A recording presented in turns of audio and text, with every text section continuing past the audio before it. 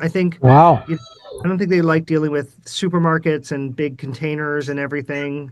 If e-commerce one day becomes as dominant as it should be and people become comfortable with it, then Welcome to Unstoppable Podcast with Harry Sardinas, inspiring conversations with influential millionaires, investors, thought leaders, entrepreneurs who are making a massive difference with their innovative products and services, and sharing the challenges and wisdom of how they sold their first million. How would you like to achieve your first million? And today we have Baron, which is an entrepreneur, and his main business is focused in selling nuts, dry fruit, seeds, and mushrooms on the internet. So, an online business. So, Baron, tell us what are the 5 steps that you recommend entrepreneurs in order to sell the first million? huh. So I can easily give you the 5 steps because I use them to get where I am today. Um, it is a growing business, but more importantly, it is something that is in the news all the time. There's always something to talk about. You know, I find that businesses that don't have a lot to talk about, the entrepreneur loses their electricity. They lose their ability to talk excitedly about their business. And so it could be real estate, it could be finance. It just seems so dry. So the first step is find something that you are interested in, that you could talk about forever. You could talk about it all day, all night. You just have a love of the product itself, right? And you have a real feeling that like you can share that with other people. That would be my first. The second is try and find something that is niche. Try and find something that is unique and different. So when people talk about it, when you come up and you are in a dinner party and you're talking about it, people feel a certain way about it. Love it or hate it, they understand what you're doing. They feel a closeness to it. And with health food, um, everyone gets it, right? Everyone has had an almond or a walnut or a pistachio. Um, so I get to share that world with them, right? A lot of people kind of discount me based on the way I look or who I am.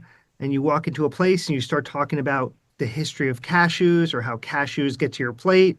Oh, And all of a wow. sudden, the people warm up. You start talking about the history of pineapples and people warm up, you know? And so it's a great icebreaker. You want a business that you can connect with people, right? Which probably leads to the next thing, which is have something that needs a small amount to start up. Don't go all in right from the 100%. get-go. You need something that, you can screw up, you can change, you can alter as time goes on. It can evolve and mix.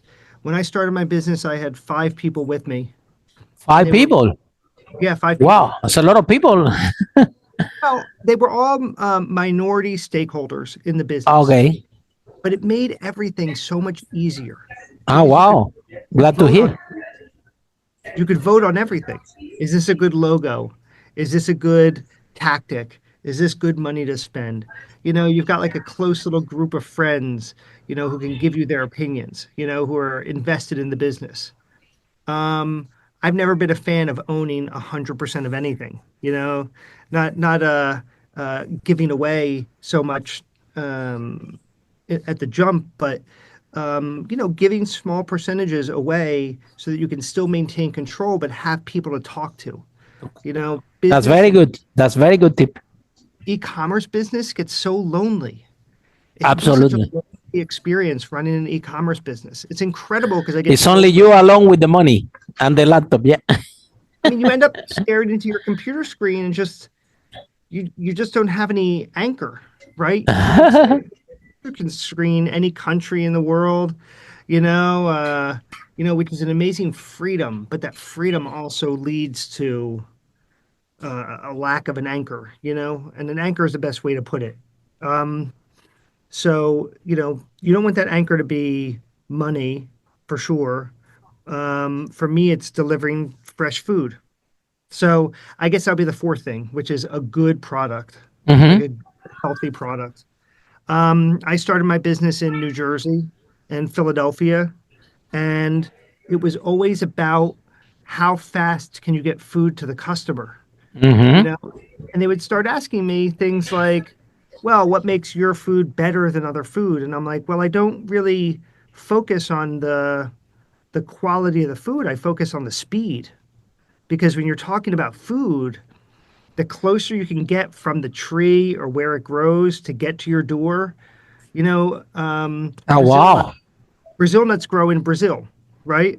And if Mm-hmm. they could send you a 25-pound box from Brazil, that would be the freshest Brazil nut you've probably ever had, unless you were in Brazil, Wow. you know? And so, you have to figure out how to differentiate yourself and have customers come back.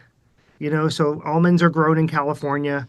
If I had empty boxes waiting in California for food to be put into it when people purchase, that would be the ideal. Wow.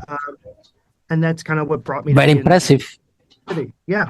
I mean, it's just an insight, right? And it came from working in other food businesses, you know, where it was all about packaging and making 8-ounce bags and millions of 8-ounce bags and then having them sit around until they sell. And then they just sit there in a warehouse and then you kind of get them going. But the thing about selling large sizes is the farmers want to sell them. The farmers want to sell a 25-pound box. If they could sell them from the field, they would all day. I think, Wow. you know, I don't think they like dealing with supermarkets and big containers and everything. If e-commerce one day becomes as dominant as it should be and people become comfortable with it, then I think that's a future, honestly, you know, that you'll be able to order food from the farmers. People do it for meat, people do it for all kinds of vegetables, but there was no one doing it for nuts and dried fruit and seeds. So that's where I found my business. Follow us for more interviews with world's most influential, audacious entrepreneurs that overcame challenges and adversity, providing you with the blueprint of how they sold their first million so you can grow your business exponentially.